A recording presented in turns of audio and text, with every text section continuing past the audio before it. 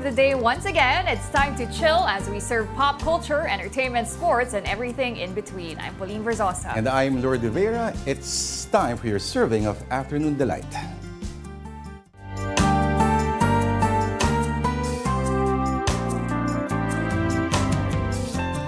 Alright, it's Thursday, July 18. Kamusta naman po tayong lahat? Ikaw, Lourd, kamusta? Swabe lang, ikaw. Swabe lang. Ang gandang sagot nun, ah. Okay naman din. Parang ito yung carry lang. Carry lang. O mas may dating ba yung swabe lang? Oh, parang mas may dating yung swabe. Swabe lang. Gandang sagot yan. No? Ang DOM, ano? Swabe lang, iya. Okay, so... Konti na lang. Happy weekend na tayo. Oo nga, isang araw na lang po. Friday na rin, bukas, at weekend. Friday na po na bukas. Ang bilis, no? So kung mag-Monday ulit. Wow, ang sipag talaga. Ibang klase. Ayan, speaking of itong nakikita niyo na po si Lourd, iniinom ang ating delight of the day, which is iced coffee. Ayan, no? Pang chill nga Iced lang. coffee. Oh. Mahilig ka ba sa iced coffee? Oh, yes. Yan talaga ang staple ko araw-araw. Kailangan ko yan. Kundi, hindi kompleto ang aking araw at sumasakit yung ulo ko. Coffee in general or kailangan talaga iced? Kailangan iced coffee. Anong meron sa iced coffee that gets you going? Hindi ko alam. Maliban sa caffeine. Oo, parang mas feel ko na, wow, may energy ako. Kasi malamig. Nagigising ako. Pag mainit, feeling ko kasi parang warm, nakaka-relax. Tama ba? O ako lang ba yun? Baliktad. Hindi ba parang pag mas tumataas ang body temperature mo, parang mas naging active ka? Tama ba? Ganun ba yun? Wala. Pag malamig, nagigising ako eh. Dapat pala ito'y pinadala sa Paris. Bakit? Oo. Iced coffee. Okay. Ako naman, Oo. nagugulat noon ang maraming mga Hapon. Pag Nung iced- nauusap pa lang kung paano nauso sa Pilipinas ang kape, no? Basically. Hindi naman talaga tayo coffee culture eh.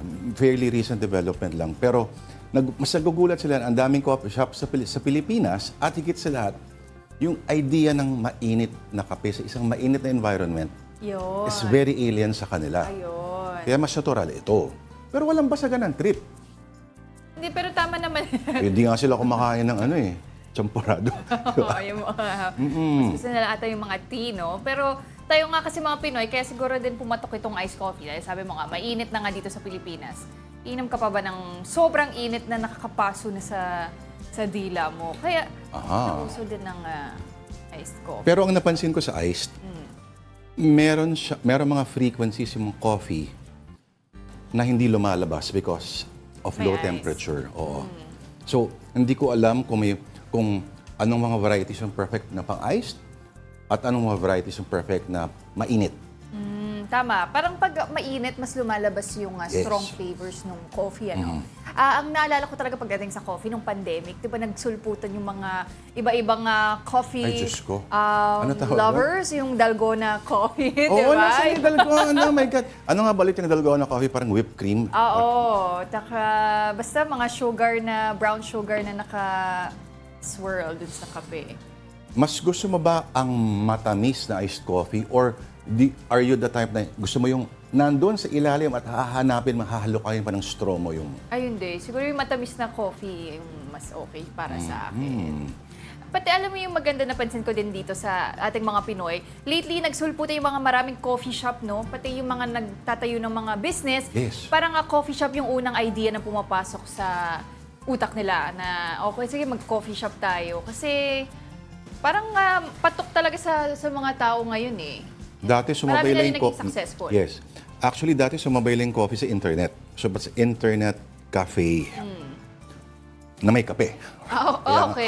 kape. Pero ngayon, coffee shop na lang talaga. Coffee shop talaga. May internet cafe pa ba ngayon? I'm sure marami pa, no? Meron pa naman, oo. Meron pa rin Yung yan. mga scammer, siyempre, saan sila magre-recruit kundi sa mga internet. Pero ang curious kasi dito, fairly recent lang din naman daw ang history ng ice. At least from the French perspective, galing daw sa Algeria, no? Dahil of course sa Algeria, Northern Africa, no, medyo mainit at kailangan ng mga ganito. Pero some parts of Africa daw, some Islamic countries there, actually noon daw pinagbabawal ang kape because they thought kasi nga may caffeine, stimulant, na pinagbabawal sila ng mga kaharian. Interesting lang. Oo. Pero pwede na sa kanila. Ngayon dapat pwede na. Pero ibig sabihin dito, ang daming mga throughout history, mga bagay, mga bagay na wala ko, ordinary lang sa atin ngayon. Pero once upon a time, may ban. Unahin na natin sa yung alak.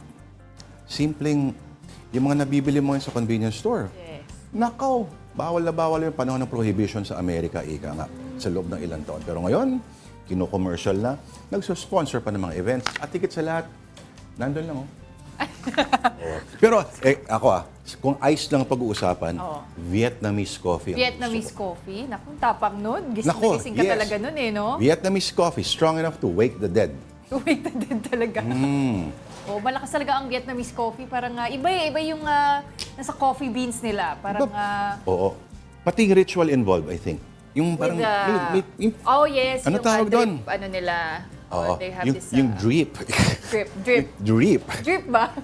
Drip. Drip coffee. Drip coffee na bibili mo sa mga palengke nila na kasama na. Yeah. If you buy beans, ando na yung kit para sa drip coffee. Drip coffee. Sige, ito na nga. Ikaw, nagka-countdown ka kanina ng weekend. Pero meron na rin po tayong countdown for a couple of events. At una na po dyan ay ang third State of the Nation address ni Pangulong Bongbong Marcos. 3 days to go na lang po. Ang SONA is on Monday, July 22 already. And One News will have a special coverage that starts at 3 p.m. this Monday. Woohoo! Ika nga. Woohoo! Woohoo! Okay, so sa Monday na po yan, abangan po natin kung ano yung mga tatalakayan ni Pangulong Bongbong Marcos sa kanyang ikatlong SONA. Mas excited ka ba dyan o yung Paris Olympics na 8 days to go na lang? Nako! Lapit na, no? Isang linggo na lang, magkikick off na yan. Mapapanood na po natin yung mga atleta natin na of course binibigay yung lahat ng meron sila para dyan sa gold medal dyan sa Paris. At tingnan natin kung itong ginawa ng Philippine Olympic Committee na a month in advance sila ay nagkaroon ng training doon sa bansang yon. At kung mag-pay off ito at kung anong epekto nito, woohoo! Abangan natin yan. Well, so far, parang ang ganda ng mga pinapakita nga nila, no? As seen in the reports of our colleagues who are there also in Metz, France, right? And the action, ika nga. And grabe na yung preparasyon nila. Parang mentally wise, physically, ready na eh. So, wala. Suportahan na lang talaga natin sila at this point. Abangan natin mga medalya. Mga medal na agad eh, no? Alright, but now it's time to check out some stories on social media. Ito po, on X, US President Joe Biden tells everyone how he is with 2 words. I'm sick. Okay, sick as in... As in not well or sick as in sicko, disturbed? Hindi. Okay, apparently may may COVID. Tama ba? May COVID si President Biden and sabi ng White House, mild symptoms ang kanyang nararamdaman. So runny nose and a cough and he announced that he plans to isolate sa kanyang tahanan sa Delaware. Nako, maraming mga nag-iisip ng mga conspiracy theory dito. Tita Pao, alam mo ba yun? Parang siya, marangal or honorable parang eject plan.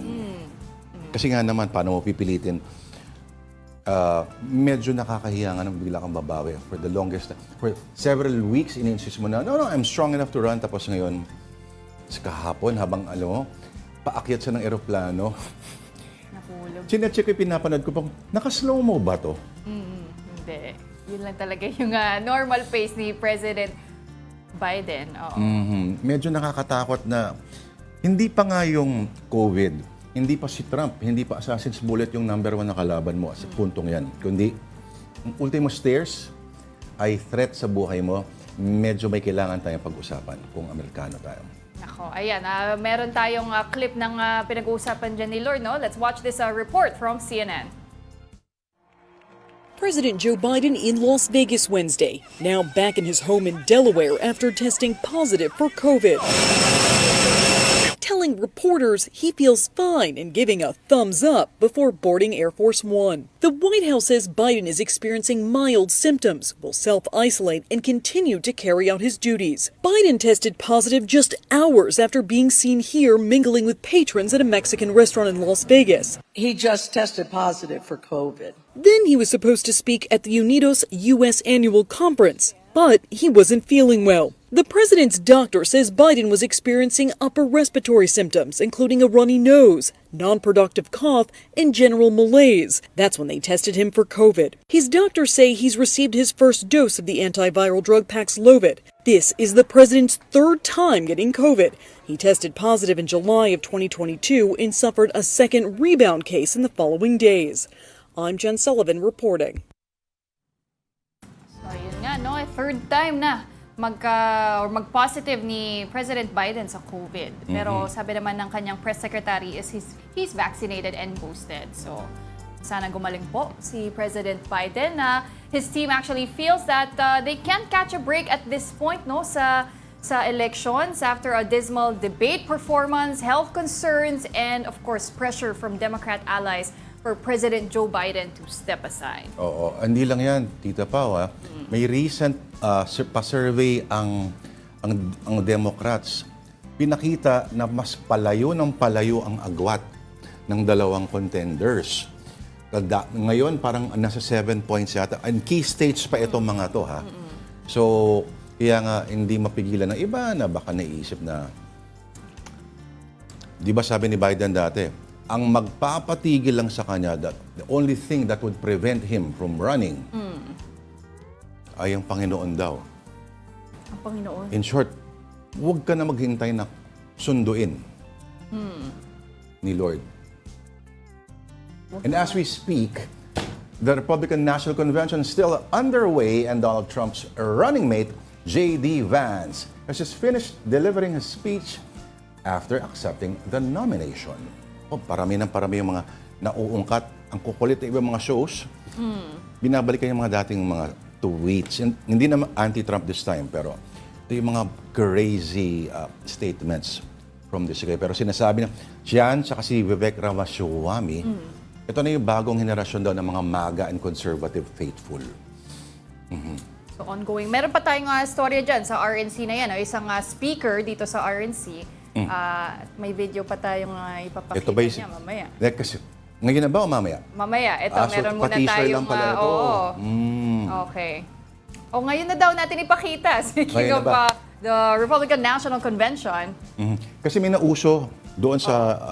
yung ibang mga attendees, parang to show their solidarity with Trump, naglalagay rin sila dito ng mga Ay, oo, parang... ayoko sabihin panty liner, sa'yo galing kasi yun.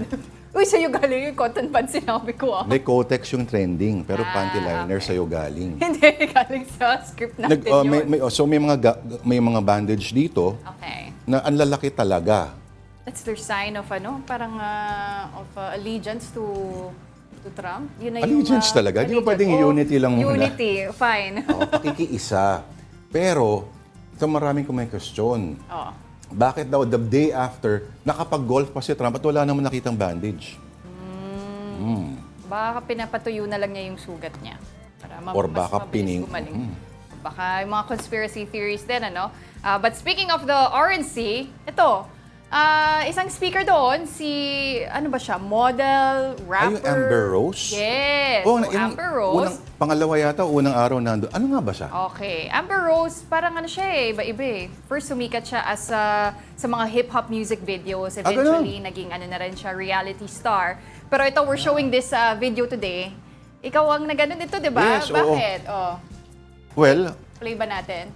Kung tutuusin mo raw, para by way of introduction, sa Democratic Convention, sila Miley Cyrus, John Legend, yung mga nagpa-perform mga ganyan. Sa RNC daw, isang cover band, and whatever this thing is, sabi daw. Kasi alam natin yung Ice Ice Baby, hindi ka pa buhay nun. Pero Boy na ako nun. Ice Ice Baby, hindi, Vanilla Ice, 80s hit yan. Ito ay Trump Trump Baby. Ngayon, alam natin na kahit anong potential reincarnation ng Vanilla Ice, anything, is bad in itself. Pero Kayo na lang po humusga dito. Tita Pao, take it away. Okay, ito.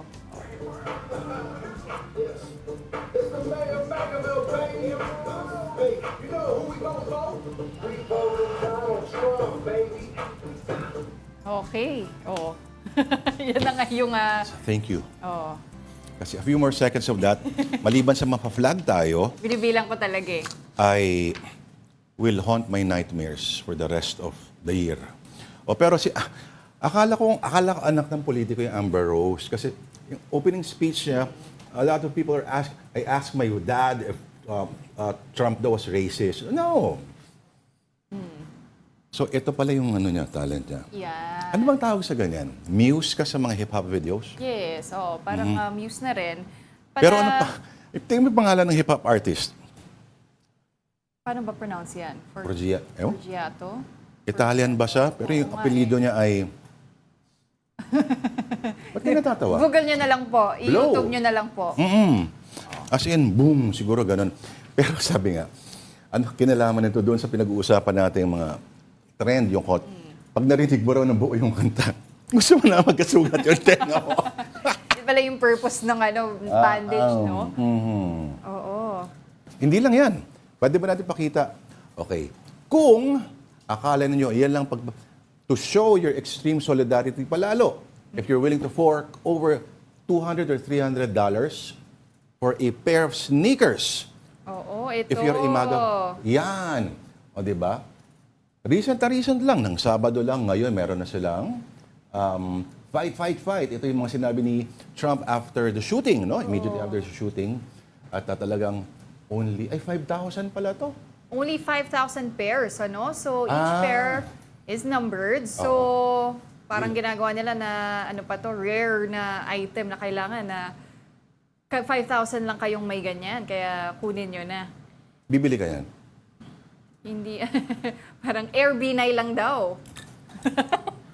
Habang umiinom ka na. Di ba? Alam mo, nakakailang Airbnb na hanggang 7 na yata. Sabi ng mga kaibigan ko taga Makati. Meron ding, wala yun sa Air Cayetano. Ay, hindi ko pa nakita yon. Ay, hanapin mo sa YouTube. Sige, hanapin ko. Unang lalabas. At yun talagang something you cannot unsee. Sige. Pero, okay, alam mo raw ang tawag dyan sa sneakers na yan.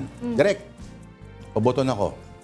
Ang tawag sa sneakers na yan, na 5,000 lamang limited edition. Sa akin po, direct. Ang tawag sa sneakers na yan ay Air Jordan. Okay, bye-bye. Bye-bye na. Uwi ka na. Air Jordan. Get it? Wala pa tayo sa isaw, Wala pa tayo sa I saw the signs, Alright. Jordan. Air Jordan. Ngayon walang naisip yan. Okay. Or Nike Ear. Nike, sige na nga. Bigay na po natin kay Lourd yan. Okay, moving on to another story on CNN.com. Emmy nominations 2024, The Bear sets new record for comedies. Speaking of Paano comedy, naging comedy ang The Bear? siya, hindi ko pa napanood tong The Bear eh. Nasa HBO rin yan.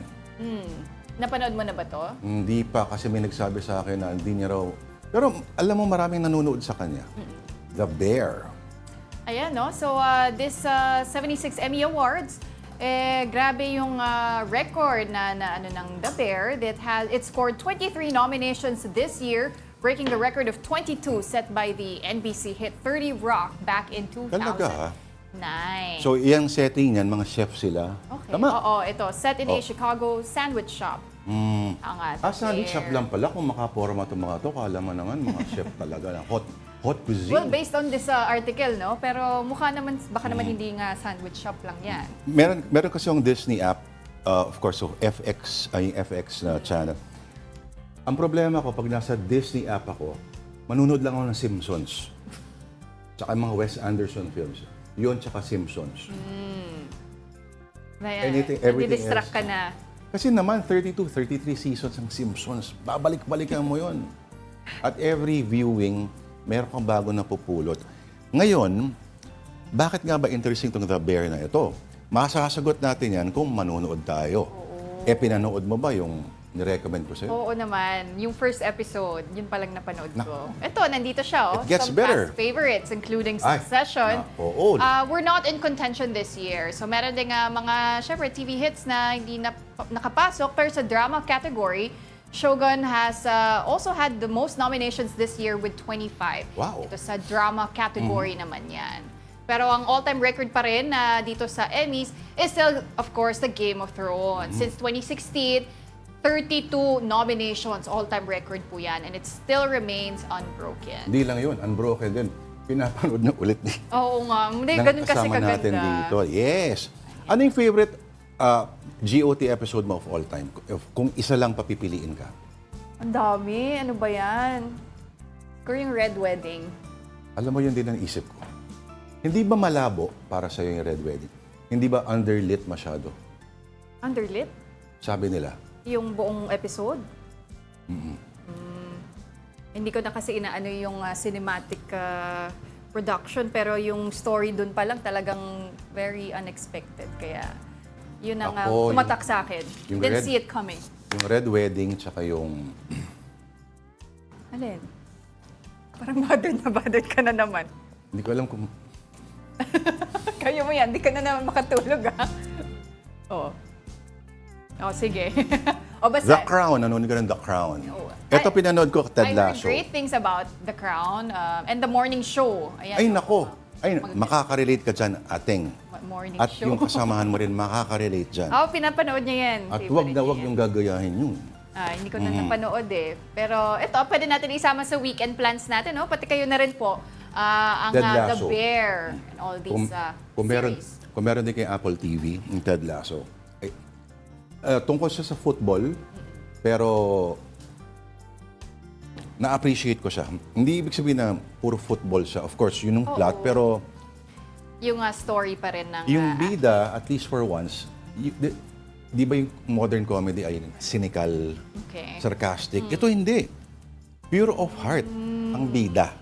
In a not so smarmy sort of way.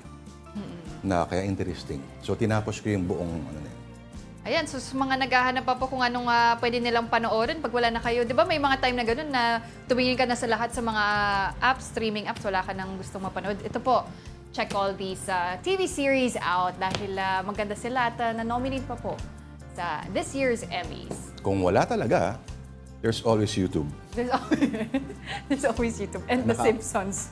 And The Simpsons, never go wrong with The Simpsons. 30 seasons Tandaan nyo yan. po yan. Okay, here at home, this is another story making rounds on social media. Nasa I Saw the Signs natin ito kahapon, yung wheelchair ramp na nasa EDSA busway station. Tinanong natin ang MMDA, di ba, kung ano nangyari. Ang sagot nila sa report ni News 5 correspondent Gerard De La Peña. Slide sa gitna ng EDSA? Yan ang bansag ng netizen sa wheelchair ramp na ito sa kabubukas lang na Film Quezon City Station ng EDSA Busway. Mukha kasi itong matarik kaya baka raw dumausdos ang naka-wheelchair na bababa o aakyat rito.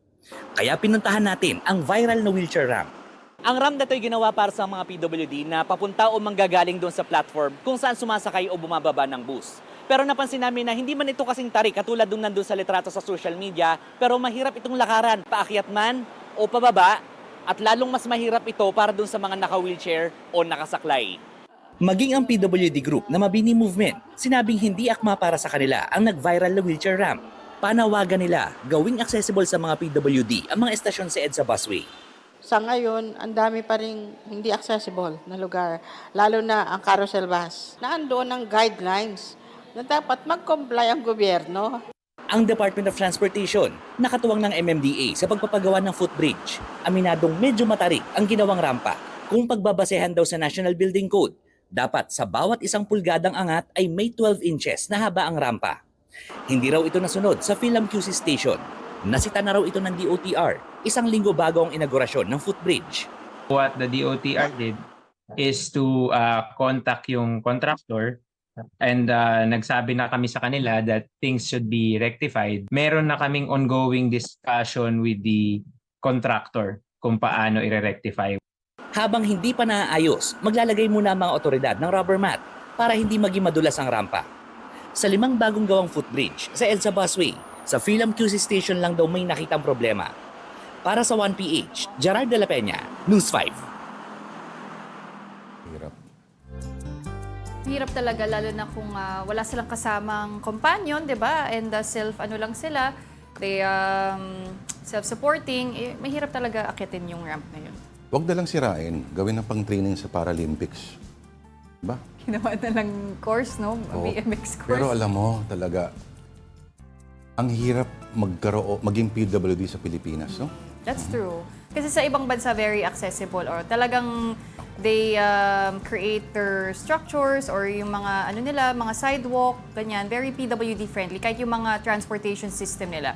Pero sa atin, ito nga, kita nyo, ramp pa lang, napaka-struggle na, parang umaakit na ng bundok. Hindi siya matirik pero mataas pa rin yung aakyatin na height nitong ramp na to, di ba? Or, maganda yan, since alam ko na kung saan siya bandang Phil-Am lang sa EDSA, no? Malapit sa Quezon Avenue. Idikit na lang siya doon sa Mount Kamuning na footbridge. Diba? Kasi kung ito'y usapin lamang ng talagang increased elevation, yung talagang wala ng hangin doon sa taas, sobrang taas ang altitude. Diba? Maganda yan, may connection silang dalawa. Para may unity kahit papaano sa footbridge. Pero nag-release ng statement po ang MMDA at ang statement ay... Ito, tignan natin Aha. kung ito. Sa ukol sa Facebook. viral photo ng rampa. Pag nabanggit ko yung word na rampa, iba na aalala mo. Rampa sa EDSA Phil-Am Station ng busway station sa Quezon City. Isipin mo hindi pa to MRT station, busway. Bus, yes. O, di ba? Naisa ng ibabatid na merong height restriction ang MRT na sinunod ng MMDA kaya hindi naging posible na ipantay ang elevation sa footbridge. Ayan naman, tama, wala rin unity nga. Hindi sila, kumbaga wala silang group chat. Hindi ito perpektong disenyo, lalo na sa mga naka-wheelchair. Pero, Tita Pao, didighay na ako, sorry. Okay, pero malaking tulong pa rin ito para sa mga senior citizens, buntis, at iba pang PWD sa halip na umakyat gamit ang hagdan. Talaga ha? Oo, yun. Subukan nga niya. Ito, magtatalaga daw ang MMDA ng mga kawani para umassist sa mga PWD kung mahirapan sila umanhik ng rampa. Kumpara sa nag-viral na photo, hindi ito masyadong matarik kung lalakaran. Inilagay ang rampa dahil sa limitadong espasyo at kung wala ito ay hindi mailalagay ang elevator sa istruktura para sa convenience sa mga commuters na sumasakay sa busway station. Kung dagdagan na lang yung elevators, ayusin kaya. At make sure na gumagana. Kakailanganin pa ba yan? Hindi na. Make sure na walang naglalaro or walang magtitrip o huwag mag-vandalize sa elevator na yun. Di ba? Sayang naman. Di ba? Talaga. Pero kahit yung mga able body, di ba? Parang hirap din umakyat dito sa ramp Minsan mas mahirap pa nga yung ganyang kataas.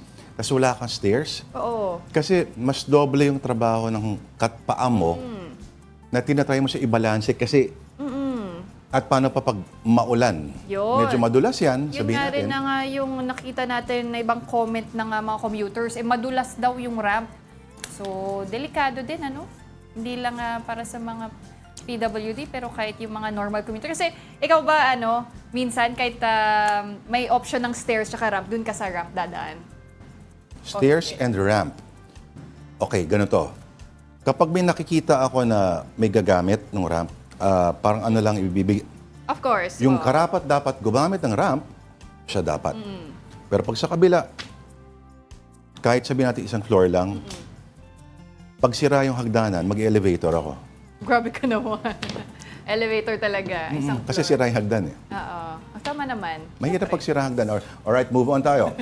In show business, Eat-Bulaga host Vic Soto considers the MMFF entry The Kingdom his legacy project. The full story from News 5 correspondent MJ Marfori. The Kingdom. Ang mga humakot sa takilya last year, magsasanib puwersa sa 50th anniversary ng Metro Manila Film Festival. Para yan sa powerhouse film na The Kingdom. Bibida dyan, sina Piolo Pascual at Bossing Vic Soto na nagbabalik pelikula after 5 long years. At hindi raw ito comedy ha, First time ever pa nga raw ni Bossing ang gagampan ng role. I wanted something different. Kakaiba naman. Tapos na ako doon sa mga enteng kabisote. Nung i-present sa akin itong project na to, ay super challenging. Malalaman daw yan ng audience soon. Ang The Kingdom ay hatid ng Dream Team producers na MQuest Ventures na nasa likod ng most awarded entry na Gumburza, MZTV Productions, ni Bossing Vic Soto, at ang APT Entertainment na naghatid din sa atin ng Rewind last year. Speaking of APT, comeback din ito ng head na si Direk Mike Veyra na siyang magdedirect at nagsulat ng script. It's going to be epic, it's going to be very dramatic. Feeling naman namin na akmang-akma siya dun sa panahon at dun sa okasyon. Isa raw ito sa pinaka-ambisyoso at malaking proyekto in Philippine cinema. Magsisilbi raw itong storya na kapupulutan ng aral ng ating mga kababayan. Ngayon, it's all about our ambition, right? How big we want it to be, how beautiful we want it to be, how meaningful we want it to be. Kasi mahirap yung plot ng storya. It's a current setting of a monarchy in the Philippines that has never been colonized. So we're going to create a world. We're going to build a world. It will serve some sort of parang eye-opener for all the Filipinos. Para sa ating mga kababayan, para sa Pilipinas. Abangan ang The Kingdom sa MMFF 50. Si Direk Mike Veyra is known for mga horror na mga movies. So interesting ito. At for the longest time, alam natin yung mga entries na si Bossing Vic ang bida. Pero ito, parang dark talaga. So, kabang-abang yan. Abangan natin yan, no? Sa MMFF. Pero ito po sa showbiz pa rin, P-pop fans should celebrate dahil SB19 has won the Favorite Asian Act at the Nickelodeon Kids' Choice Awards 2024. Justin, Pablo, Ken, Josh, and Stel thank their fans and the people who voted for them. They bested other acts such as K-pop group Enhypen, Malaysian singer Iman Troy, Japanese girl group Niziu, and Indonesian singer Tiara Andini. SB19 was the only Filipino act to be nominated in this year's KCA. Alright, and it's time for a break habang nag-iced coffee kami na sana, ito ba'y kasama sa nakapakete doon sa kwasan kahapon? Hindi. Iba Bago naman to? Bago. Alright, habang nag-iced coffee kami ni Tita Pao, itong report ng CNN about caffeine. Basag trip ba ito? Meron ba tayo dyan? Let's find out. You can find it in chocolate, soda, tea, and coffee. Caffeine has become a part of life for many. In fact, it's consumed daily by about 80% of adults worldwide. Caffeine certainly gives you that feeling of alertness. It reduces your feeling of fatigue or tiredness. Dietitian Julia Zumpano with Cleveland Clinic says it works by blocking adenosine receptors in your brain. Those receptors slow down nerve activity, which make us feel tired. That helps explain the afternoon crash some may feel when the effects of their morning coffee wear off. It's important to understand your threshold, how you react to caffeine, how much you're having, how you're dosing it throughout the day. For most people, the U.S. Food and Drug Administration says moderate caffeine consumption can be part of a healthy diet, but overuse can lead to side effects like insomnia, jitters, anxiousness, fast heart rate, upset stomach, nausea, headache, and a feeling of unhappiness. Zumpano says it's also important to pay attention to the source of your caffeine. If it's in a sugary beverage or coffee drink that's containing a tremendous amount of sugar or calories or fat, we're really not gaining the benefit. Since caffeine affects everyone differently, Zumpano says to measure how much you can handle without having any negative side effects. I usually say start low, start small, and then add very gradually. For Health Minute, I'm Mandy Gaither.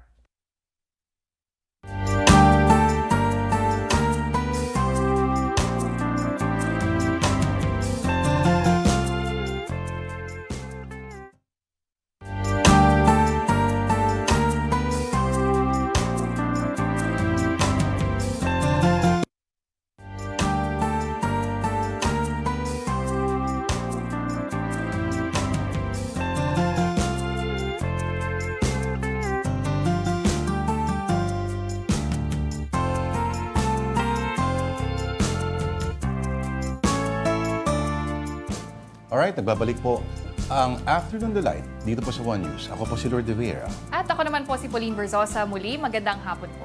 Right, health advocates and public spending watchdogs are challenging the Finance Department legally. In a few days, they will be asking the Supreme Court to compel the Department of Finance to explain why it ordered PhilHealth to return unused funds. News 5 correspondent JC Cosico has details. 89.9 billion pesos. That's the unused funds of PhilHealth for the past few years. The Finance Department released a department circular ordering PhilHealth to return these funds to the Bureau of the Treasury. DOF said this large amount of money can be used for unprogrammed appropriations. Health reform advocate Cornelia Chon questioned this move and insisted it is a violation of the Universal Healthcare Law. He said the unused funds can be utilized in expanding the benefits offered by the state health insurer or lowering the premium contribution of its members. Ang daming magagawa. I think it's unconstitutional, it's immoral, it's illegal. Senator J.V. Ejercito also questioned the fund transfer. The author of the Universal Healthcare Law said the funds for health programs should be used for health-related projects. In an interview with Radyo 5, PhilHealth spokesperson Ray Balenya said the return of the funds won't affect the agency's operations and offered benefits. May matitira po sa atin na sapat para po una sa ating operations, ikalawa para pondohan lahat po ng ating nasa benefit plans na nagsimula po ng 2023. So ibig sabihin ay sapat po, no? We are still in a strong financial position to operate at ipatupad lahat ng ipinangako nating benefit enhancement sa mga tao. Balenya also said the unused budget did not come from the members' contributions. The Finance Department explained that using excess funds for other projects is better than borrowing money or increasing taxes. Former Finance Undersecretary Cielo Magdo, however, opposed her former agency. In an interview with Storycon, Magdo said DOF's circular is illegal. From our perspective, it's illegal because what essentially they're doing with this provision is to amend all the charters, all these laws that created the GOCCs. Kasi malinaw sa charter ng PhilHealth at dun sa ating Universal Healthcare Law, malinaw doon na sinasabi na kung pondo ang PhilHealth, kung may reserve fund siya, dalawa lang ang maaaring paggamitan nito. Either palakihin yung scope ng serbisyo ng mga mamayan, yung mga benepisyo na nakukuha natin, o ibaba yung premium ng taong bayan. Liachon and the Philippine Medical Association are planning to question the legality of the move before the Supreme Court. Pera to para sa kalusugan ng bawat mamamayan. So hindi dapat natin itong i-give away lang basta-basta. This is bigger and worse than the family. Kasi 90 billion ito eh. So diba, at saka ito, savings ito, pera ng bayan, hindi ba mas nakakasakit ng damdamin? For News 5, JC Cosico, we are One News. And now here is a quick rundown of more stories on One News. On to the weather. Pag-asa sees heavy rains today due to the southwest monsoon and a low-pressure area off Samar. Affected areas include Mimaropa, Batangas, Aklan, and Antique. Other areas like Metro Manila will experience moderate to heavy rains. And former Senator Sonny Angara has officially assumed the role of Education Secretary. Vice President Sara Duterte symbolically transferred the DepEd seal and flag to Angara in a ceremony today. He is the country's 37th education chief.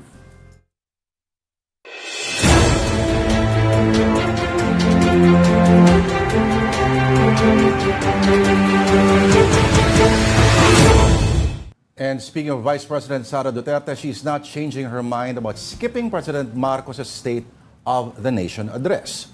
She also explained her earlier statement about being the designated survivor. Karon lang ko nakakita og ganing Vice President na ginapangita ang iyahang attendance sa tanan mga butang.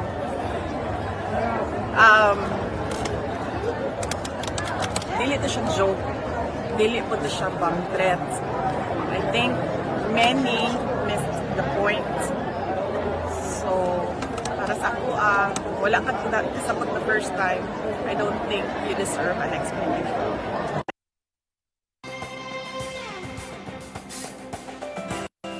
As for President Marcos, it looks like he's ready for his third sauna on Monday, July 22. Today, he is visiting Romblon, Puerto Princesa City in Palawan, and Ilocos Norte to hand out some aid. Meanwhile, the House of Representatives is on lockdown starting today until Sunday ahead of the sauna. Only essential personnel will be allowed inside the House for security reasons.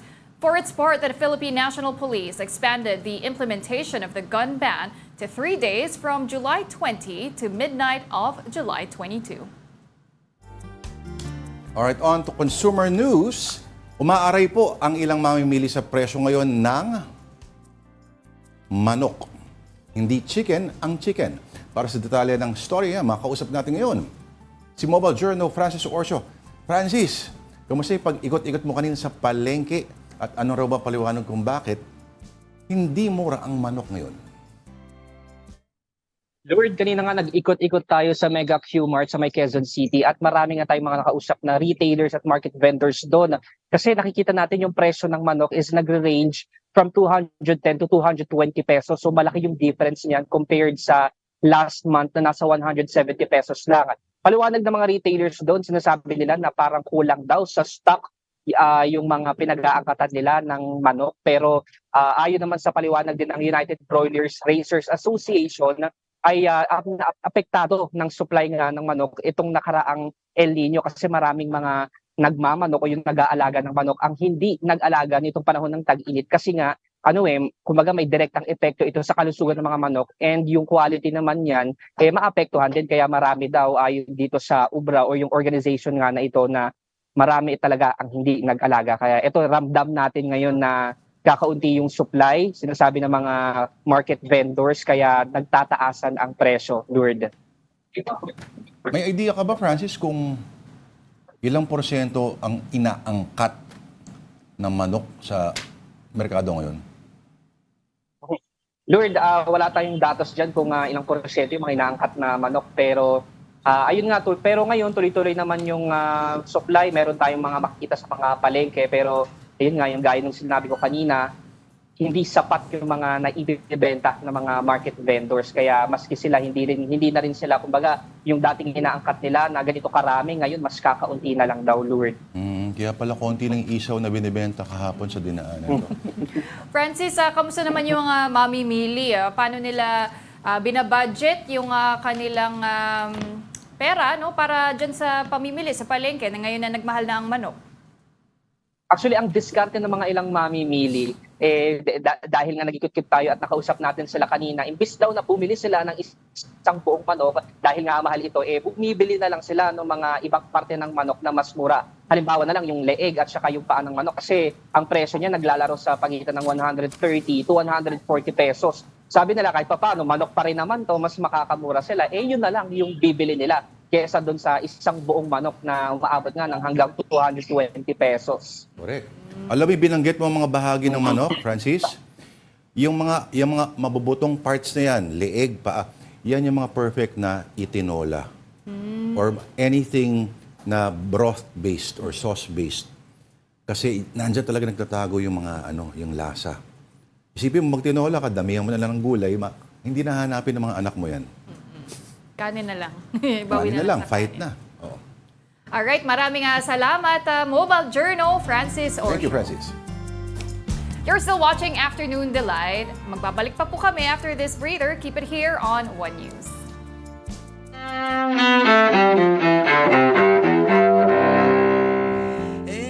July 18th, 1936. Start of the Spanish Civil War, as General Francisco Franco leads a military uprising throughout the country.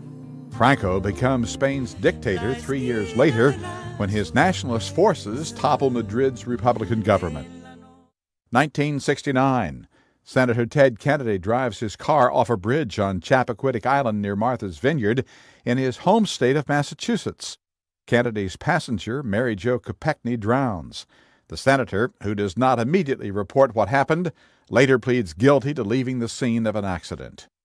1918. The majority of South Africans, black and white, recognize that apartheid has no future. Nelson Mandela, the anti-apartheid activist who became South Africa's first black president, is born. Mandela guided his country to multiracial democracy after spending nearly 3 decades in prison under white minority rule. And 1954.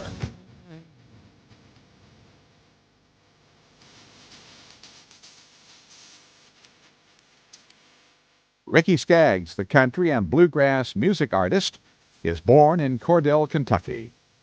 Today in history, July 18th, Ross Simpson, The Associated Press.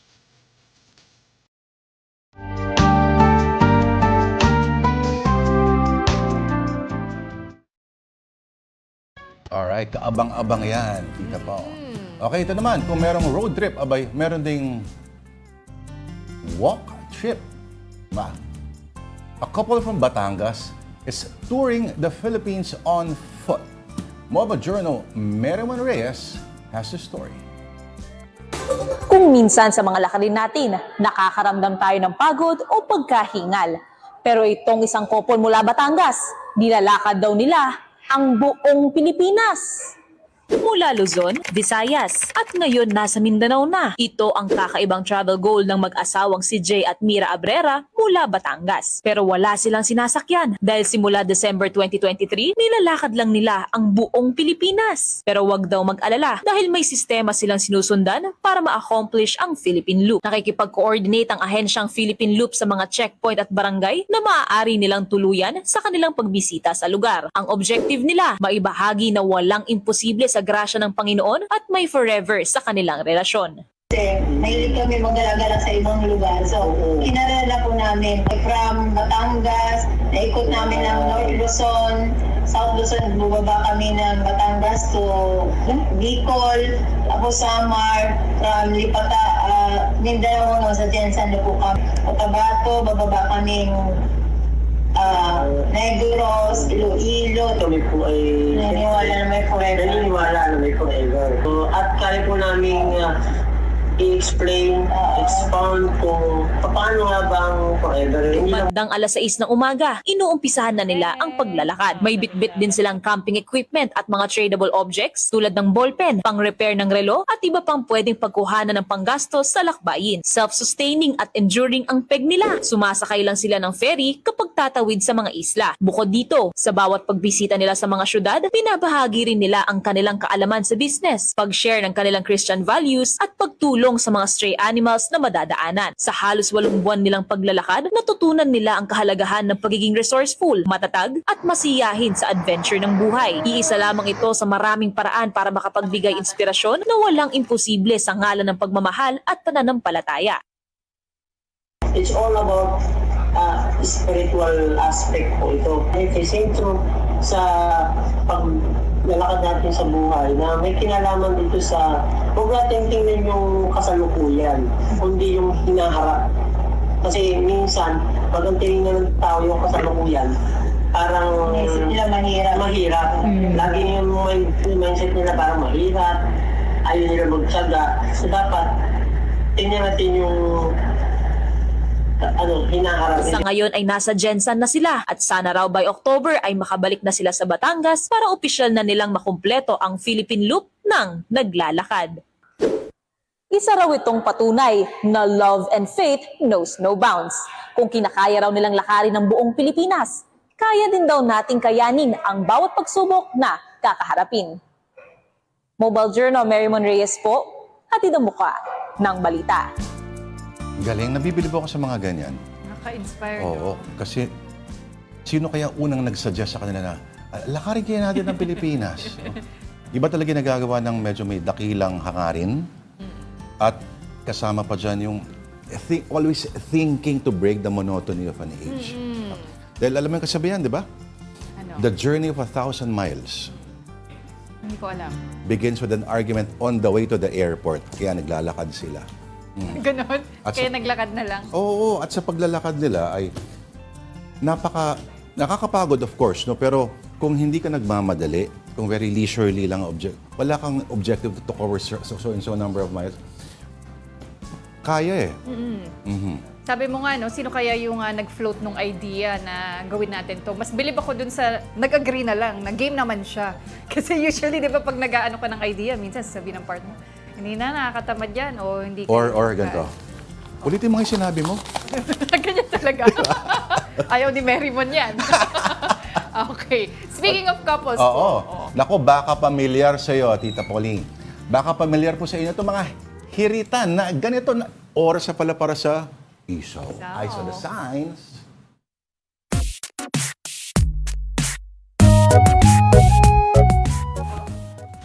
Alright, ito po ang I Saw the Signs. Are you this couple? Na edition. Nako, ano kung ibig sabihin to, Tita Pao? Oo Are you nga. this couple? Ito ba yung jump? Nako, love is... Ito, not having to hold your farts in anymore. Nako! Yan talaga yung true test, di ba? Kapag comfortable ka na talaga sa... Usapan natin yan muna. Balik mo na. Oo. Naniniwala ka ba dito? Oo naman. Sa iyo ba may mga privacy pa rin na may dangal pa rin tayo mga bilang tao na hindi mo dapat ginagawa sa harap yan? Alam Kahit mo- ilang taon na tayo magkasama. Feeling ko yung mga babae yung mas conscious dyan, ano, na ayaw nila basta-bastang umuutot na basta-basta lang. Talagang ginamit mo yung word na yan. Sorry.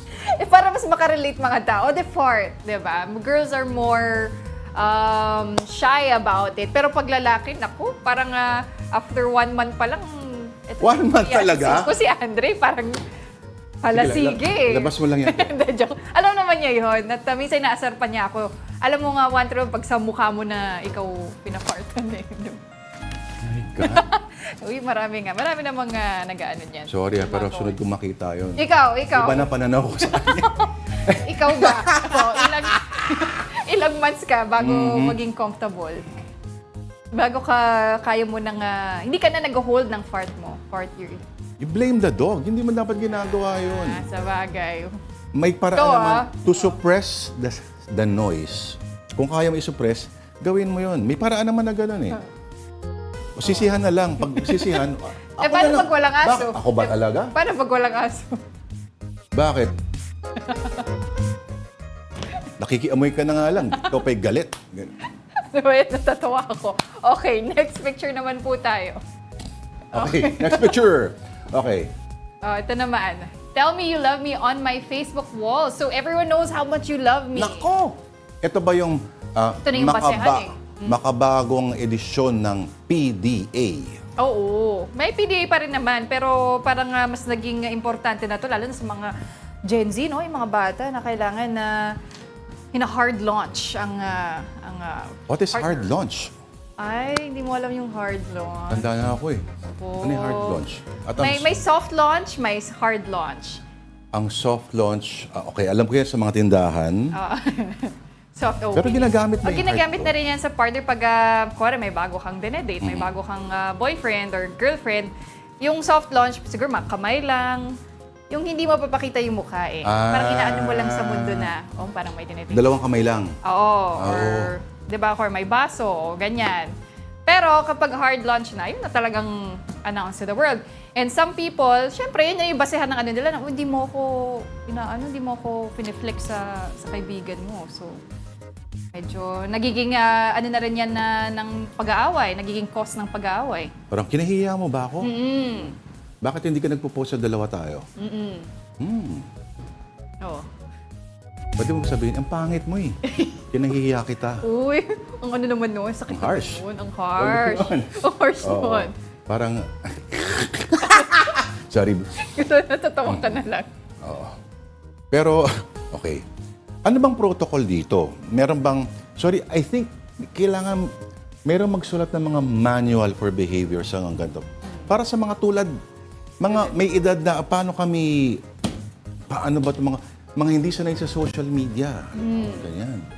Pakiramdaman nyo na lang yung mga partner nyo. Meron namang sa kanilang mga okay lang, kahit hindi na, pero meron din nga, very particular about that. At the end of the day, di ba, kung saan sila masaya. Kung, okay, nag-hard launch na nga, Tapos ang partner mo ay nagla-like halimbawa ng mga Boracay pics ng ibang mga babae. Katanggap-tanggap ba yun? Depende na lang yan sa babae kung okay lang sa kanila. Hindi. Kaya nga. Oo. Depende na lang dun sa partner nga. Kung meron mo kasing iba na secure sila, di ba? At hindi na big deal yon. Pero meron din namang medyo nababastos sila sa ganong gawain. And that's okay also. Pag puro naka-bookmark lahat, puro Naka-bookmark talaga. Oo, parang red flag na yan. Doon din naman, isang-ayon din naman po natin na yung social media practices natin sa relationship status. O ito, third photo po. Ito, you, natawa ka dyan na. Ito, you and your girl order the same thing and she still does this. Okay, maraming ganyan. Guilty na rin po ako dyan. Pareho na nga kayo ng order. O sabihin mong ano ba to, pasta. Pero kukuha pa rin dun sa order nung partner mo. Hindi ba katakawan na yan? Wala lang, nakakahiya na. Parang napakapatay gutom naman na daw. Minsan kasi ako uy, parang matabang yung sa akin. Patiis nga ako nung sayo. I-taste mo lang kung pareho yung luto. Yun lang talaga yun? Pwede rin namang matakaw din talaga. Or walang lambing involved yan? Wala parang, o baka nga, para tinitira pa niya yung pagkain niya, kuha na lang siya dun sa partner niya. At pareho kayo na in-order. Pareho nang in-order. Pwede rin, madalas din pag iba yung order, pag di ba mas masarap, uy, patikim nga ako niyan, uy, mas masarap yung sa'yo, palit na lang tayo. Marami rin nga. Sa una lang yan. Pag Sa una lang yan, susunod yan. Manigas okay, ka. Ikaw ba magbabayad? Totoo yan Manigas ka. Totoo yan. Order ko ng sayo. Sorry ka. Tapos, ito pa. Umorder ka na, hindi mo uubusin. Narinig mo na ba yan? Nakarinig ka na ng ganyan? Nakarinig na ako niyan. Pero masaya naman yung mga lalaki pag kasi more for them. Diba? It's gonna go straight to your thighs. Sure? Alright, ito po. If you've seen the signs, send them to us please at afternoondelighton@gmail.com. Naka-flash po yan sa inyong mga screen para ma-feature po yan dito sa Afternoon Delight. Parang awa nyo na padala po kayo. Ang premyo ninyo ay everlasting smile mula kay Miss Iced coffee na lang po. Alright, and that's Afternoon Delight this Thursday, July 18. I'm Pauline Verzosa. Join us again tomorrow, 2 p.m. Ako po si Lourd de Veyra. Have a delightful afternoon.